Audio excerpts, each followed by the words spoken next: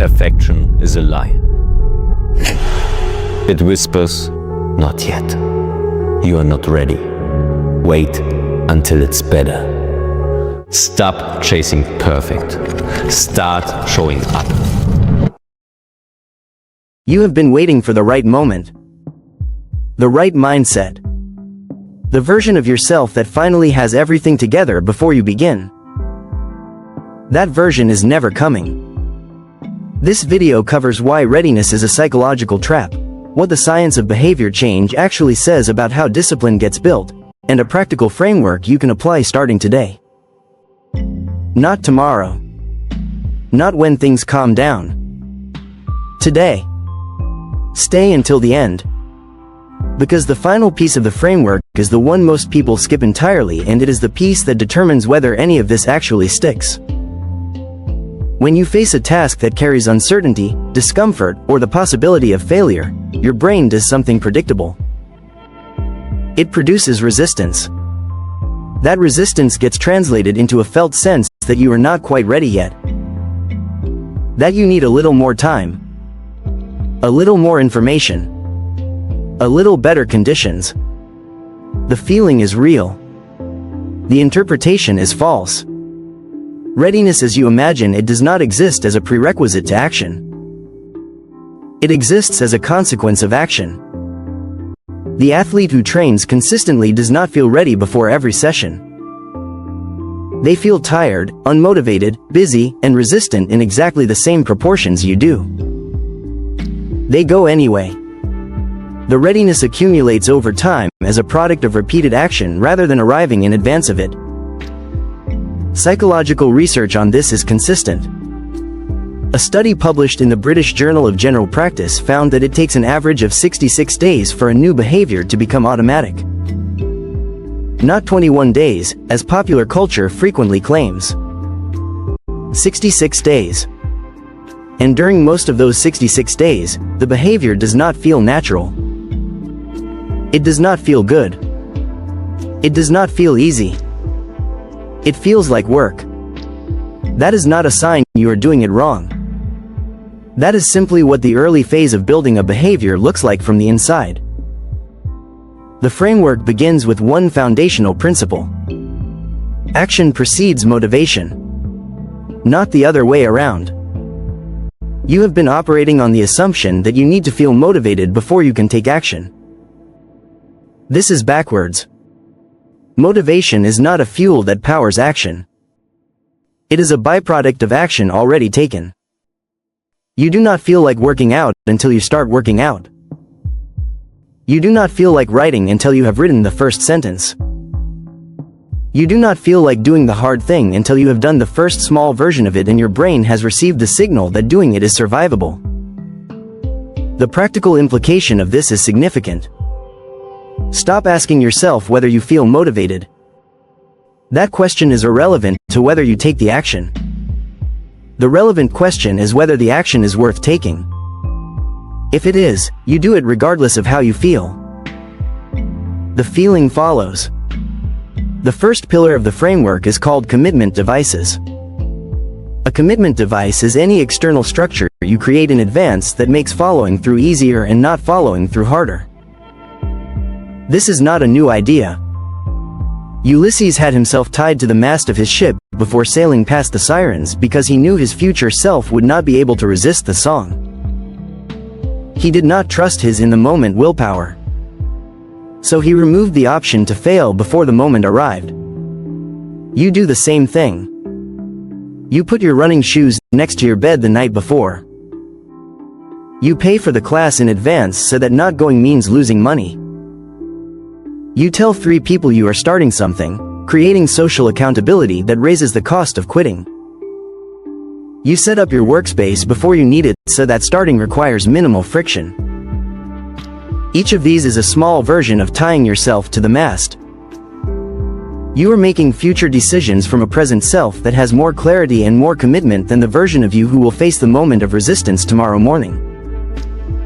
Research on commitment devices from behavioral economist Richard Thaler, who won the Nobel Prize partly for this work, shows consistently that people who use external commitment structures are significantly more likely to follow through on goals than people who rely on willpower alone.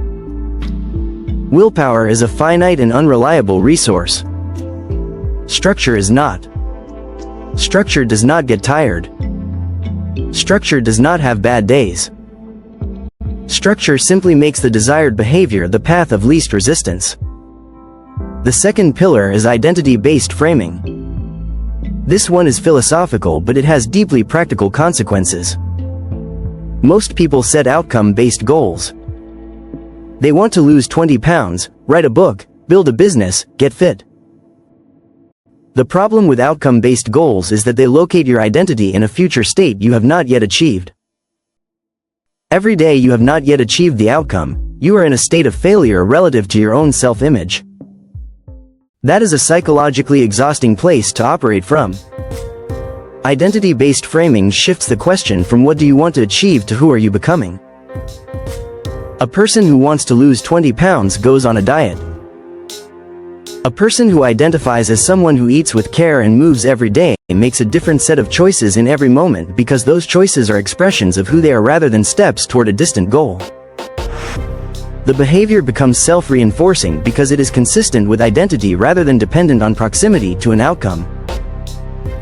James Clear articulated this well in Atomic Habits. Every action you take is a vote for the type of person you believe yourself to be. When you do the work on a day you do not feel like it, you cast a vote for the identity of someone who does the work. When you skip it, you cast a vote for the opposite identity. Over time the votes accumulate and the identity solidifies in one direction or the other. The discipline you are trying to build is not a behavior. It is a self-concept. Build the self-concept and the behaviors follow. The third pillar is environment design. Your environment is the most powerful determinant of your behavior that most people never deliberately manipulate. You are not failing at discipline because you lack character. You are failing at discipline because you are trying to operate consistent behaviors inside an inconsistent environment. Your phone is on your desk when you are trying to focus. Your snacks are at eye level in the refrigerator. Your workout gear is buried in a drawer. Your study space is the same space where you watch television. Every environmental cue around you is sending signals about what behavior is appropriate right now, and most of those cues are not aligned with what you are trying to do. Change the environment before you try to change the behavior. Remove the friction from the behaviors you want to repeat. Add friction to the behaviors you want to stop. Put the book on your pillow.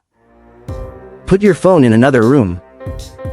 Clear your desk of everything except what you need for the task you are working on. Make the healthy food the first thing you see. Make the unhealthy food require effort to access. These are small changes. Their cumulative effect on behavior is not small. The fourth pillar is what most people skip. Process review. Specifically, honest and regular assessment of what is actually working and what is not. Most people who try to build discipline treat the failure of a particular approach as evidence that they personally lack the capacity for discipline. This is wrong. It is evidence that the approach did not fit their life, their schedule, their psychology, or their current circumstances. Different approaches work for different people and for the same person at different points in their life. Set a calendar reminder for 4 weeks from today. When that reminder fires, sit down with honest questions. What has worked consistently during this period? What has not? What made following through easier on specific days? What made it harder? What would you change about your approach based on what you have observed? This review is not self-criticism. It is data collection. You are running an experiment on yourself and the review is how you analyze the results. The people who build lasting discipline are not the ones with the most willpower. They are the ones who iterate the fastest. They try something. They observe what happens. They adjust. They try again. The discipline accumulates, not because they found the perfect approach on the first attempt, but because they kept adjusting until something stuck, and then they kept doing that thing long enough for it to become automatic. 66 days on average. For one behavior. That is the honest timeline. That is what you are actually committing to when you decide to build something real. Stop waiting for the conditions to feel right. Stop waiting for the motivation to arrive. Stop waiting for the version of yourself that is finally ready. That version is built by the same person you are right now, making the same decision you keep avoiding, on the same imperfect day you are currently living. The framework is in your hands. The only thing left is to use it. If this gave you something to act on, subscribe. This channel covers the ideas and the frameworks that help people build the life they actually want. Share this with someone who has been waiting to start something important.